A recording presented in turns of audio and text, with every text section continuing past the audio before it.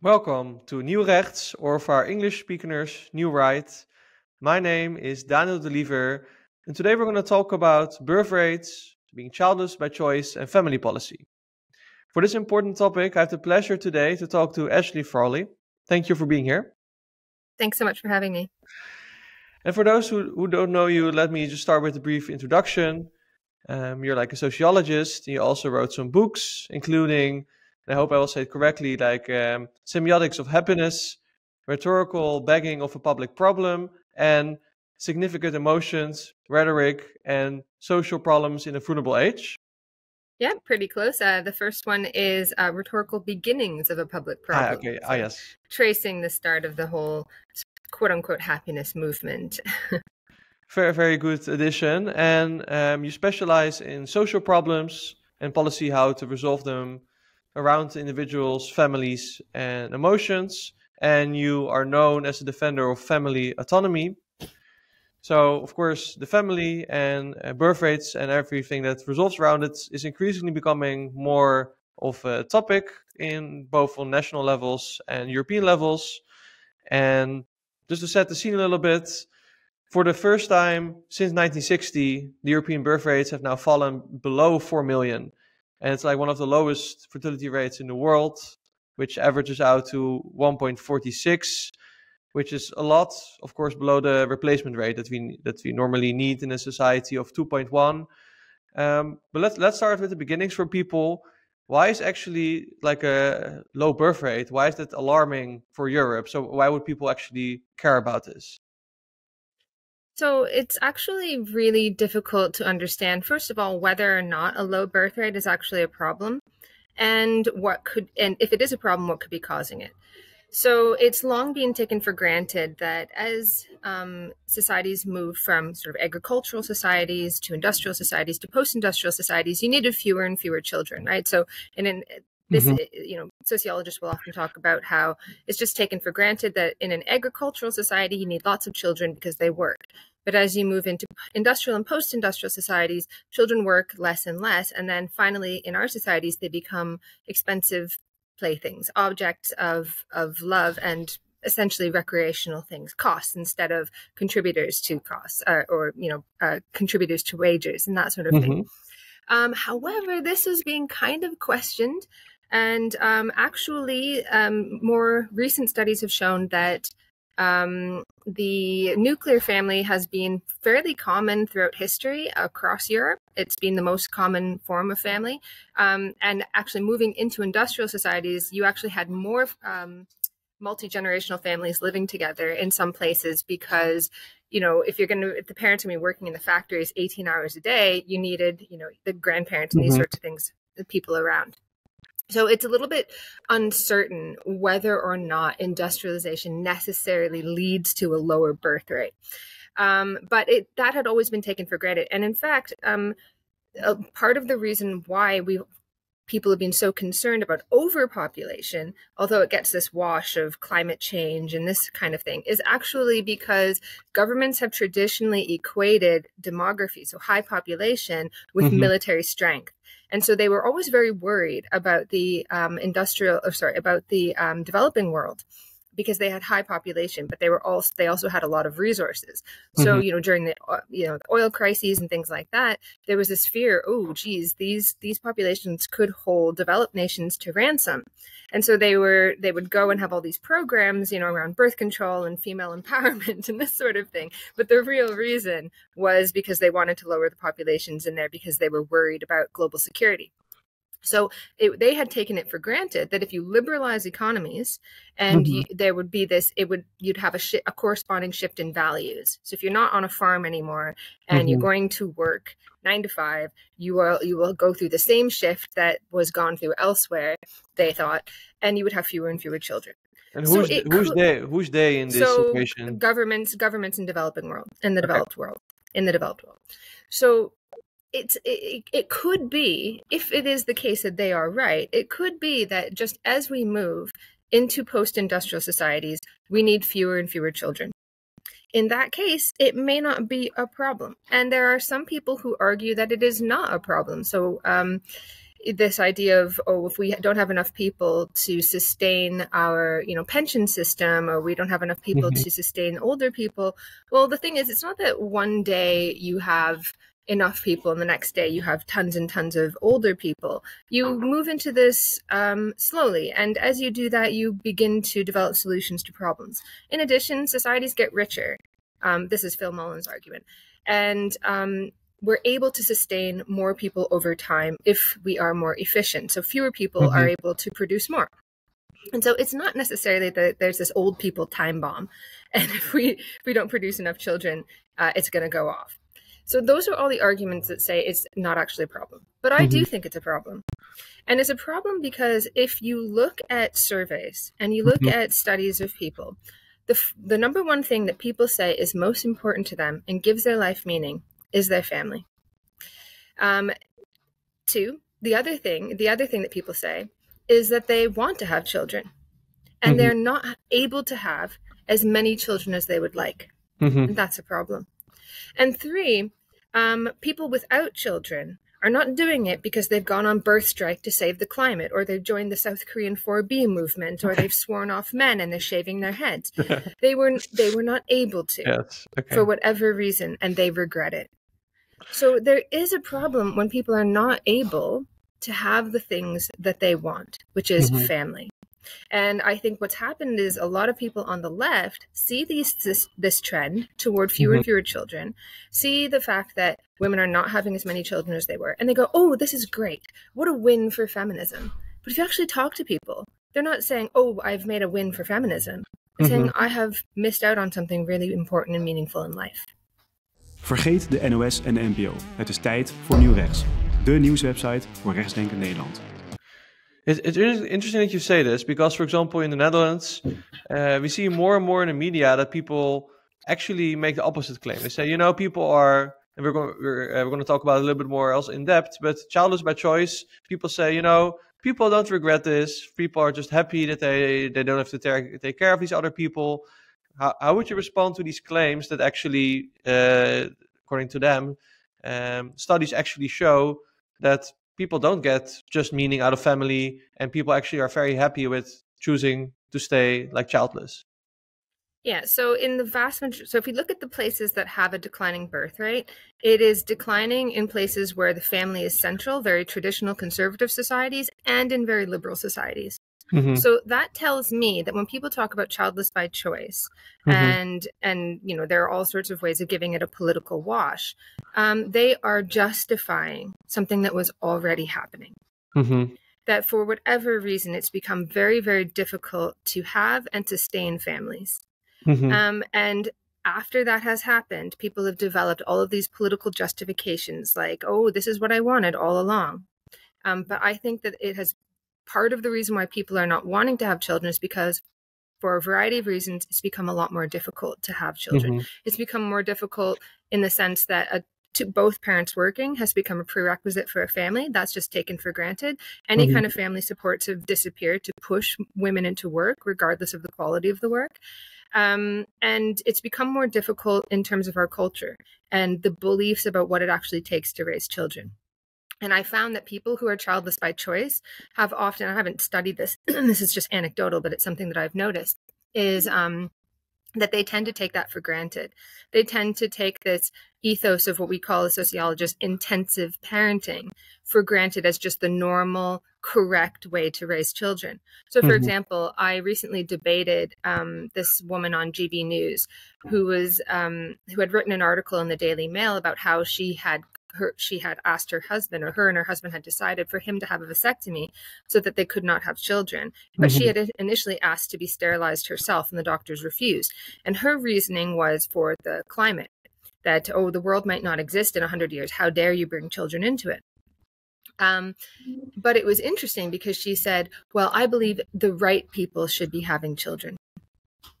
The right people should be having children, which is, and I think this woman probably considered herself to be on the left, but she would actually be in very good company on the far right in the 1930s, because the flip side of the right people should be having children is that the wrong people are breeding, and that they're breeding too much and they're causing all these problems. So there's a very, very deep anti-human edge to a lot of this kind of thinking. And there's this sense that having children is actually very, very difficult. It requires professional expertise, know-how, and only the right people, and this is code for like, nice middle-class people, should actually be having children. And there's this deep disdain for working class people who tend to actually have larger families, although it's actually affecting them now too. For a long time, people in the lower classes had been a holdout. They were having more children, but now they're having more. But now that they aren't having as many children. So there's this like mask for sort of class disdain and disgust for the masses that's given this sort of climate wash. Oh, it's it's for the good of the planet and all you people, you eating up the world. They don't see people as minds that can think and hands that can work. They see them as just mouths that need feeding, and particularly working class and poor people. They think, ooh, it's too many of these dirty little faces and that sort of thing. Why do you think that's the case? Why do you think it's the case there's such an anti-human, especially anti-working class sentiment around people that promote these childless by choice policies? I think there has been a lot of really lazy thinking around social problems. So you mentioned at the start that I specialize in how to solve problems. I actually don't. I specialize in how people come up with ideas on how to solve problems. And I criticize that, or I think about these ideas very critically. And I look at how often narratives around social problems are highly simplified, because it's really difficult if you're going to go on the news or you're going to come up with a political manifesto to think really deeply about a problem. It favors sound bites. You want a nice, simple sound bite. And what a great sound bite. Where were the parents? Where were the parents? Well, parents should do this and parents should do that. Or, more broadly, what causes this problem? Human nature. Oh, it's a nice one, isn't it? It's very simple. Don't have to think it all. Yeah, it's just human nature. Well, then you think, well, human nature is pretty variable. If you look around the world, people behave in all sorts of different ways and throughout history. It's interesting that this very specific problem that arose at this specific time should be caused by human nature, but it's a nice, simple thing. I don't have to think anymore. I'll just trot out this cliche. But over time, and if people want to be more sophisticated about it, they'll say human behavior. Now it sounds sciencey. Oh, so now you blame all these problems on human behavior, human psychology, parenting, and the problems don't go away because problems are incredibly complex, very complex. They're embedded in our economies and our social structures and our institutions, and you solve one problem and there's a ripple effect on 1,000 different other ones. Society is really, really complex, and so the problem persists, and they don't say, oh, maybe I got it wrong. They say, wow, people are worse than I thought. Parents are worse than I thought. And they become more and more heavy-handed. They become more and more authoritarian. They become more and more pessimistic about the ability of human beings to just live their own lives without very explicit instructions on how to do it. And so when it comes to being a parent, there's more, what it actually takes to become a parent. The list has got longer and longer and longer. And we can easily forget that we've been parents since we were in the friggin' caves. Like yes.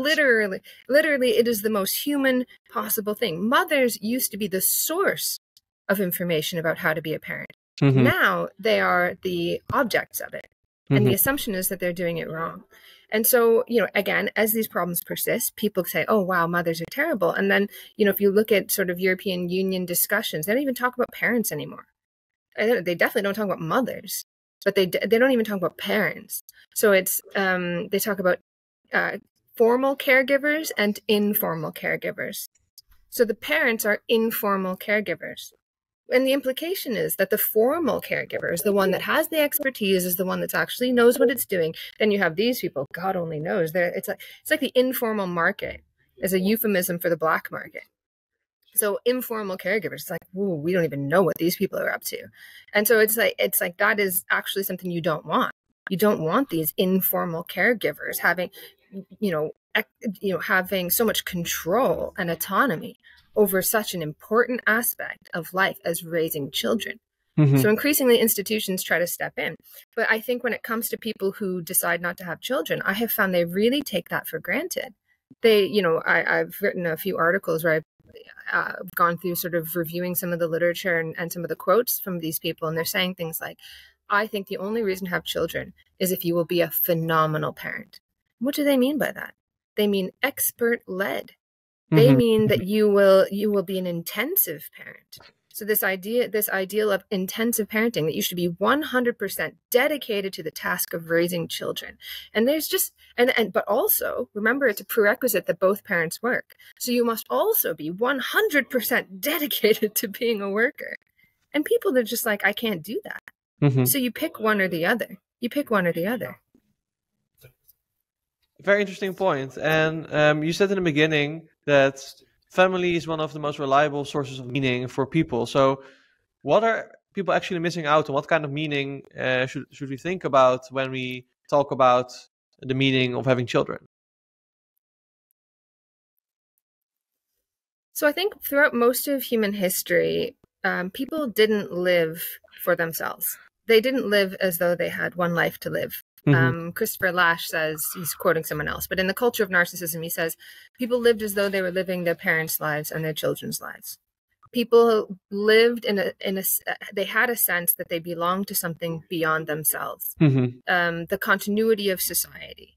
You had a sense, you didn't have an existential crisis in your teens or whatever, because you knew exactly what you're going to be, because you saw what your parents were. And now that's gone. And we feel set adrift. And we are constantly encouraged to think that the only meaning in life is ourselves. That, we talk about like self-care and all this sort of thing. That becomes the meaning and purpose of life. But it feels really shallow. And I don't know if anybody watching has a friend who tends to read a lot of self-help books.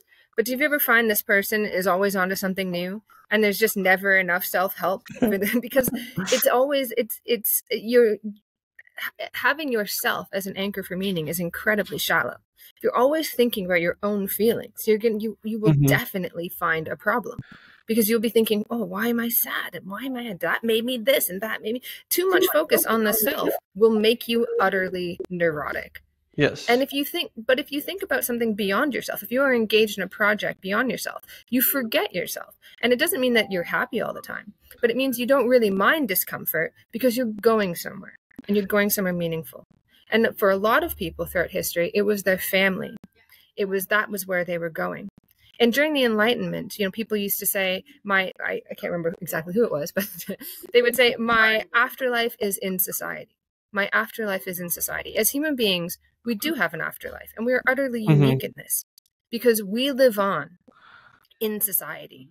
A bee might make something beautiful, but it's the same generation after generation. But human beings, every generation is something different. And that's because human beings have that creativity. We take the world that we are given and we refashion it and we create something else. And that carries on. That carries on in other generations. And it doesn't mean that everybody has to be a parent, but all adults have a responsibility for the generations that come after them. And this was often played out, through parenthood, but also through mentoring and these institutions in which, these sort of like informal institutions that used to pop up all over the place, through which adults would mentor to children, have been problematized. It's like, ooh, why would people in different generations mingle with each other? That's a bit gross. And it's like become sort of like sexualized. And so people are like, why would a man want to become a kindergarten teacher? Right? If you like, the relationships between men and children have become really poisoned. And so we've broken down these intergenerational relationships, and we no longer live for something for the next generations. Instead, we are encouraged to live in the moment, to live in the present, to think of any demand on us as an unbearable imposition. So if you look at a lot of these abolish the family tracts like Sophie Lewis's, you really get the idea that she wants to be cared for. And that caring for other people, like she wants the society to care for her and so on, but caring for other people as a meaning and purpose in life is just unbearable. But you don't really grow up until you take on that responsibility, until you take on the responsibility of caring for something else, some other project, some other person as your meaning and purpose. And now we don't do that. We're encouraged to sort of find that meaning in ourselves, but we don't. Because it is so shallow. It is so shallow. We finding meaning and purpose in your own feelings is a never ending, and ultimately it can only ever be the most dissatisfying quest. The irony in the point you're making, to me, is that people nowadays, just like you're also in your books that you talk about happiness, people think I will focus on myself, my own self-exploration, I'll be happy. And that's exactly the point where people get miserable. And I think a very good example that I've, of course, a background in psychology, and a very easy example I give people, that if you see people giving presentation, and you have this person that's very self-conscious, he's thinking, oh, what am I wearing? What am I doing? This person is going to be quite miserable in what he's doing. And the person that is actually going to try to focus on making contact with his audience and connecting with them, this doesn't care if he says something wrong. He's just trying to get something across and resonate with the audience. Those are the people that actually not only are going to be more effective, but also, I guess, more enjoying what they're actually doing. And I think that is, that's the point you're making. I think it's a very good point. But I would then ask you, from a sociological or even cultural point of view, okay, so we have more increasingly these people. What can we expect for the future if this trend continues, where more people say, I want to focus on my own self-exploration, I want to be childless by choice? Well, we're already seeing some hints of that in places where there are fewer children, and where you have broken down the relationships, where we have broken down, or that culture has broken down the relationships between the generations. And you have a lot of older people who are very lonely. And who, in Japan, for example, you can have entire apartment complexes with just single older people. And tragic stories where someone has died and not been discovered for a very, very long time, because they have no connections, no family. And the people there feel a real drain and a lack of joy and purpose because there are no children around. There's no, children refresh life. You can be 100 years old and, seen a million different flowers. But when you see a toddler looking at a flower for the first time, you see the flower for the first time too. It gives you a sense of your afterlife, a sense of continuity, of something beyond yourself. And I live in Greece, for example, and there are a lot of very, very old people where I live, which is interesting because it's a relatively poorer country in terms of the EU, but you have a large number of older people there. And I often think, well, why is it that people live longer than the average? Or, if you didn't take out car accidents from the equation, and the life expectancy would be pretty long. And I think it's because older people remain integrated in society. My husband still has his grandmother. So my children, and he had both grandparents on that side until like a year ago. So my children know their great-grandparents, and they spent every day with them. Amazing. Every day. In the morning, they would always go over to their great-grandparents' house. And it was childcare for me. And so they were very involved in the next generation. They were very useful. They were, and they are very, well, my grandmother-in-law is very useful. She's out there, she's picking olives and making wine. And my husband's other grandmother passed away a few years ago. She passed away, or she had a stroke, literally in a field while picking cherries. And she was found immediately because there was lots of family around, brought home, and everybody gathered around to say goodbye to her, this sort of thing. She was like literally picking cherries to the last day of her life. I don't know how old she was, late 80s. I think she lived that long because she was embedded in something, right? And she was embedded in the community. And you see older people will be walking around, walking up and down hills. I live in a very hilly kind of place. And so people are always doing something. They're engaged in something. And so if we carry on this idea that really the only meaning you should find in yourself. And also there's an economic drive to this as well, because, a lot of family breakdown is not like people being like, yeah, I divorced for feminism. No, it's like, it's not a good situation. It's good that people are able to escape bad marriages, but that's nobody plans that. Nobody wants that when they go get married, right? And so a lot of family breakdown, if you look, you've got countries where you've all this labor, quote unquote, flexibility, where people are working terrible shifts, and the husband and wife become like ships passing in the night, because in order to take care of the children, one will work in the day and one will work at night, this kind of thing. Or they're working in a completely different country for even months at a time, and families are breaking down because of that. So that's destroying families. But it's like, when you look at policymakers, they see these trends toward family breakdown, and they're like, oh, this is great, it's just an inevitable thing, and this is just gender equality and all this nonsense. But if you look at the content of those statistics, this is people's families breaking down, and it's a bad thing. But we're encouraged to kind of be resilient. The only thing that you can be sure about is yourself. Right? You don't know where your children are going to be. You don't know if you're going to be with your spouse, the person that you married, when in 10, 20 years. So it makes sense to encourage people to find meaning only in themselves, right? Because now if you need to go take a job in another country or whatever it is, you'll do it. You'll do it because the only thing you care about is yourself. But then when you're old and society or the economy, not society, the economy no longer needs you, it's like that's it. You have no purpose in life. And is it any wonder that in cultures that have this breakdown between the generations, you have people talking about in the Netherlands and Belgium, oh, once you hit 75, you can have euthanasia because you're quote unquote useless. You're not integrated into society anymore. And this is terrible. So now the end result of all this atomization, all this individualization, all of this carelessness around families is, well, when you're 75 and the economy's used you up, go show yourself the door. Instead of what ought to be happening is that we recognize what a wonderful thing it is when people live to old age and have all of this wisdom, and what a success it is for humanity that so many people live into their 80s. Can you imagine? That would have been unthinkable hundreds of years ago. And now we see it as a social problem that we have older people. That's crazy. But when you have a family, and when you have a big family, you matter. You matter to those people, and your old age, even if you're falling apart, is something to be celebrated. You almost don't even notice that your body's giving out on you, and it's a tragedy when you die, because you matter and you're part of something. Very well put, I think. Let me play devil's advocate for a moment, because I think a common response that you will get is, okay, maybe you're right, maybe we are losing something out. But on the other hand, it's a necessary evil for some people, because you know what?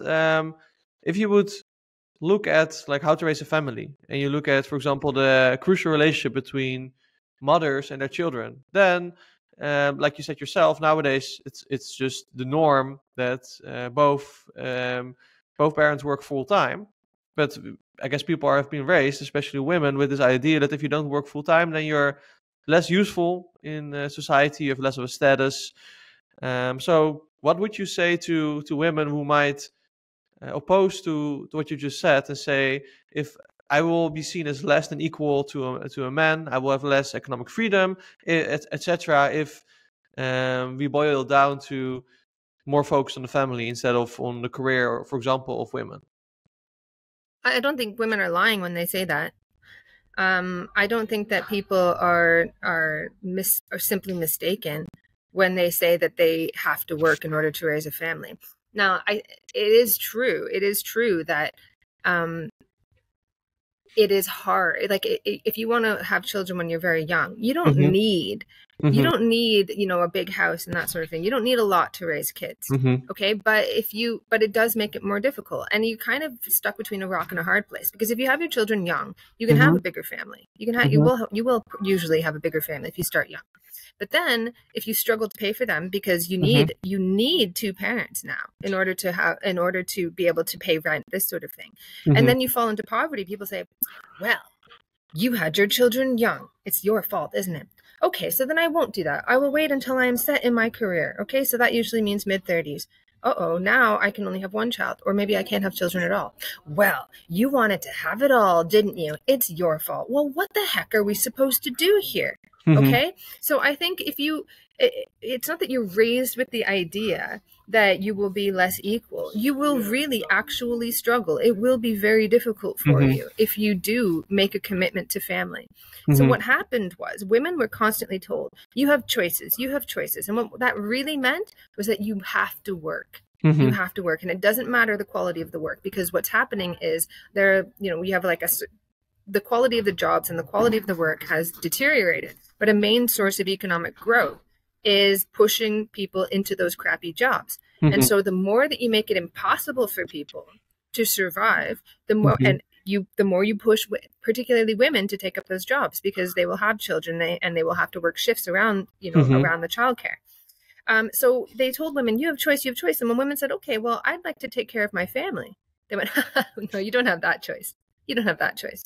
So what you have to do is you have to demand that you really do have that choice. We have to demand that if we want to take care of our families, and to have families and to have big families, that is actually possible. That is actually possible. And if you want to work, that it is actually possible to have a family and to work at the same time. And that means that as a society, we push back, or as individuals or as collectives, we push back against these stupid narratives that blame parents for everything. We need to grow up and stop blaming our parents as a society. But also that we demand very good quality childcare. So it is actually possible to go out and work. And so we need to be able to really actually have that choice and stop falling for what is actually being an attack on women and calling it gender equality and freedom. It's an attack. It has been an attack. Looking at the number of women in employment is seen as like, oh, look, this is a measure of gender equality. What's the quality of those jobs? Would those women actually do those jobs if they had another choice? Often not. If women choose to take care of their families, they're not duped by the patriarchy. They're not stupid, traditional, or trad wives. They are making a choice to care for something and to do something that is meaningful to them. And they need to really and truly have that choice. And what would societies need to do, and what to actually give women this choice? Like if we move now to more of a policy level, what kind of policy can people on an individual level, but also more on a societal level, can we implement so that we can give women these choices to work or take care of their family full time? Well, we need to prioritize families. And that doesn't mean, and I find it very difficult. I have noticed that governments find it very difficult to prioritize families in ways that are not instrumental. So when people talk about prioritizing family, they often mean social engineering. They mean like, parenting classes and all this nonsense. So like going in and trying to give people the correct values. No, it means you trust people to be able to form families. And that doesn't mean that every family is perfect or that there aren't problems sometimes, but the vast majority of people can do it. Okay, we've been doing it, as I said, since we've been in the caves. So we need to prioritize families not as an end in itself, not as an end to some other policy, but because this is how most people find meaning in life. This is how most people find something beyond themselves that matters to them. So we have to prioritize families. We have to solve social problems. Focus on economic growth, take risks, build infrastructure, build wealth in society instead of trying to build wealth through all these stupid workarounds of like crap work and cheap labor and this sort of thing. Really, push for another industrial revolution of so that our societies become richer. And this would hopefully give us more choices instead of sort of trying to fiddle with our demographics and fiddle with our populations again as an end in itself.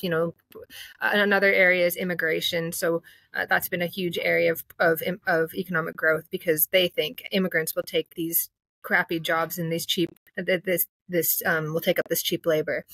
And force governments to actually invest so that people can have good, well-paying jobs and push for childcare, good quality childcare, cheap or even free at the point of use for whatever reason you want to have it, so that you can work if you want to, and make it possible for a parent to stay at home if that is what they want to do. Interesting. You just talked about industrial revolution. Like, of course, a lot of people are now talking about like AI as the new industrial revolution. Is that what you're referring to, or something else? So I'm not mistaken. No, this is again like a little bit worrying, but I mean, AI can be a wonderful tool. It can be very, very helpful to humanity. But I'm talking about actually building things in the world. We could have much better transport infrastructure, which actually could connect families much more easily. Like my family's in Canada and I live in Greece, and it's very, very difficult. And we're actually moving back on a lot of these things because of, fears about the climate and that sort of thing. But, human ingenuity can overcome these things. It is completely possible within our technological imaginations to have much cleaner, but much more efficient and much more effective forms of travel. We just need to invest in it and commit to it. But instead, we're going back. We're saying, no, stop all this, just stop oil, just stop traveling, just stop this. And it's always these middle class people looking out on the beaches that used to be just theirs and seeing all these working class people and getting angry about it. You know that's just like the sort of like internal push of that. Oh, all these hostels, let's the unwashed of the world spoil my vacation spot. Anyway, so there's always this like just stop kind of thing going on. But we have to have an idea that sees more human beings as more people that can solve problems and that can allow us to overcome things. And that's what I mean. We need to invest in things that people will build and people will take pride in, and from which we can have wealth and a much easier life and a much easier, it makes it a lot easier for us to raise our families, to keep in touch with our families, and support them. That's a good thing. I'm quite curious because you also said we need to be more wealthy to be able to raise families. But like we also said, like past generations were already much poorer than we are now on average, and they still were able to raise families. So some people would say, and I'm not sure what I think myself, but some people would say, maybe we also became too greedy on all the things we want in life. Beforehand, people were just happy if they could have a roof above the head of their family and they have food on the table. And now we want all these different things. Do you think this also plays a factor in this whole discussion? It's not that we have got greedy. It's we really do need all of this. Is like the criteria for what it means to be ready to have children have become much, much more onerous, have become much more difficult. And you will be blamed. You will be blamed if you have a family and you live in poorer conditions, and people will blame it on the fact that you had children. I had my children at like 29 and 30. I was fairly young by today's standards, and I was, I've got a chubby face, so I look quite young.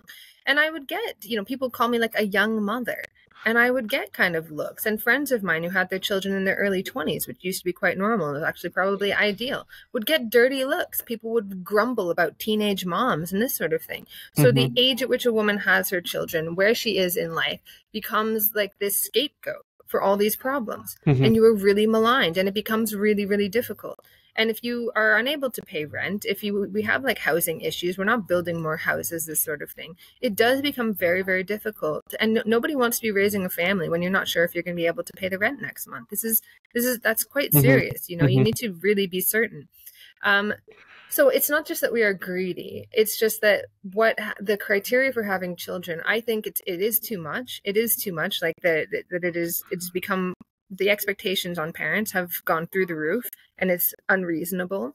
But on the other hand, it is understandable why people would want to be in relatively secure conditions and wouldn't want to be raising their children in poverty if they have the choice to do so. So a lot of people who had these enormous families that were living in poverty, like a lot of those children died. Now we've got good healthcare and that sort of thing. So we hope that won't happen. But these weren't ideal conditions. Of course. And progress means, that you are able, I think it would be great if we were able to have many, many more children. And we didn't have to worry about keeping a roof over their heads. I think that's just like a basic thing.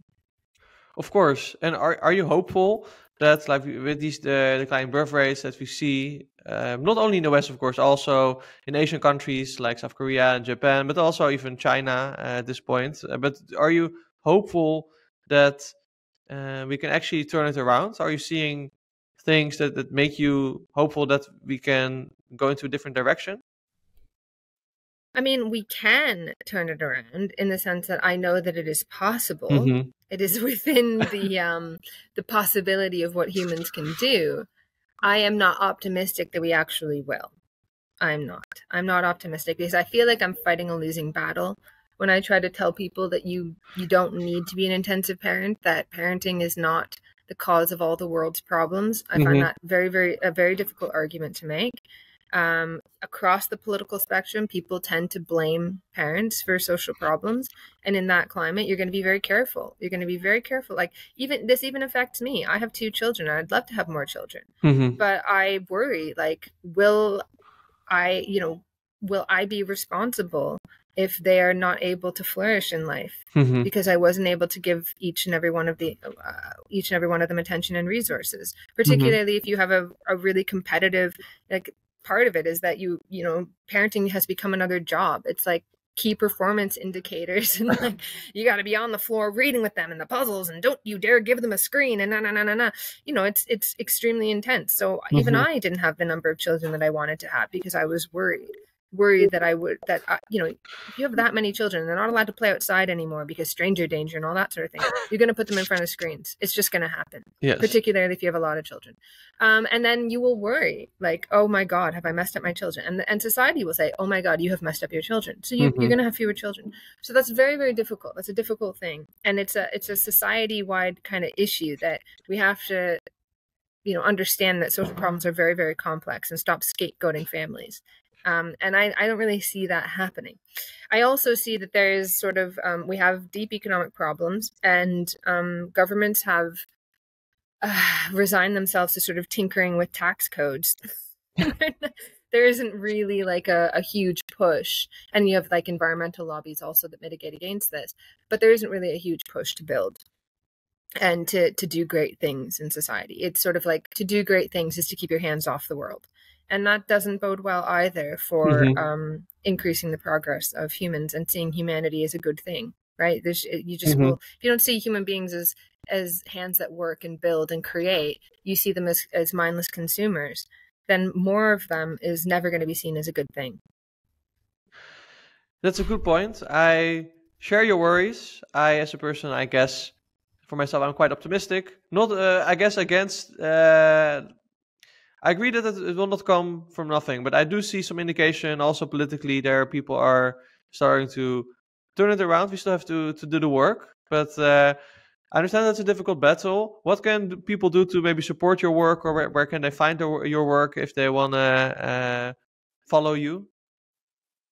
Well, you can read more of my work at Compact Magazine. I'm senior editor at Compact. I also have a Patreon at Ashley A. Frawley, where I do sort of weekly lectures and interviews on these issues around family and more. So I actually have an episode out this week, particularly on falling birth rates and whether and why this is a problem. But what can people do generally? I think you can grow up. and take responsibility for the next generation.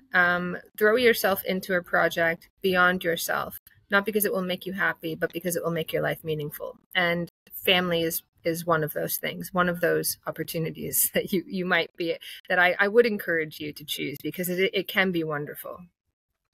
Thank you so much for the time to have this very important, interesting conversation. I also want to thank all our readers and listeners for listening to this conversation. If you want to know more about Nieuw Rechts, you can find us at our social media. And if you want to support us in having more of these kind of conversations, you can become a member through nieuwrechts.nl. So thank you, everyone, and see you in the next one.